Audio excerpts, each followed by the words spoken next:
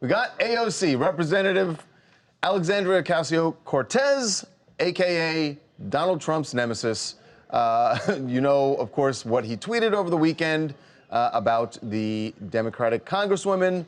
If you're not happy here, leave, go back to the place from which you came and make it better. She's from New York. Yeah, exactly, which didn't really apply to her.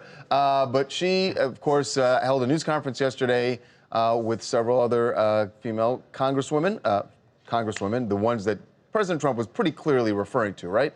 They're going to introduce a resolution to condemn the administration for making those statements. Well, President Trump defended himself this morning and said his tweets were not racist. I don't have a racist bone in my body.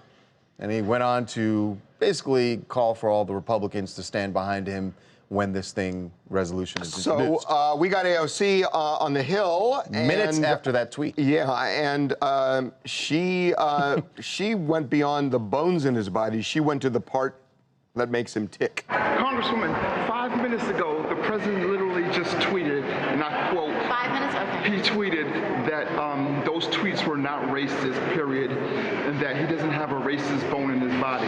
What do you say to that? Well, I think he's got a racist brain in his head, and I think he's got a racist heart in his chest, and I have never personally met a racist that admitted to being a racist. Well, I got to disagree with her on that. There are plenty of racists who admit they're racist. So here's my question about this, that he knows what he's doing by raising this. He knew when he wrote that this would create the tweet this morning? The tweet on Sunday. Well, tweet on Sunday, and I think also the tweet today. But he's playing this out for a reason, and he knows... It's called his base.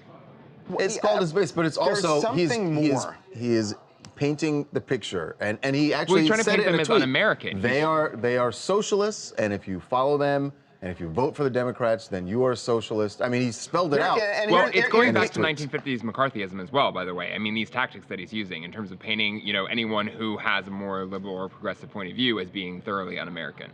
And you know, he can't win just with the base. He needs more than the base. Right. And I think what he's doing is he really is trying to bait people so that swing, whether it's 8% or 10% or whatever it is, but around that, that swing is going to somehow react negatively to the reaction he gets. And I don't know how he's calculating that, but I think that's what he's... So would you say that AOC... Wouldn't you agree he cannot win just with the base? I agree. So is AOC playing into his hands? I don't know. I mean, but I think that's the game plan here. And I don't know how this plays out, but I think that's what's going on here, is that he's serving it up for some kind of a reaction, and then he responds to the reaction to try and get that 8%. So them having this news conference yesterday and saying they're going to introduce this resolution is exactly what he wants, if what you're saying is true. And I actually don't disagree with your theory. I think that is what he's doing.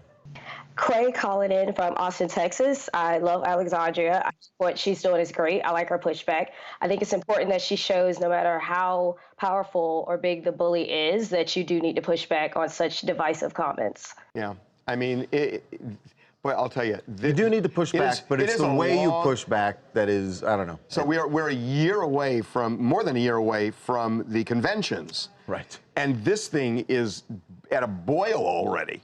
Yeah, what is it going to be like this time next year? And can you imagine what this is going to be like, during Iowa and New Hampshire and everything else? It is at a full boil at this point. Yes.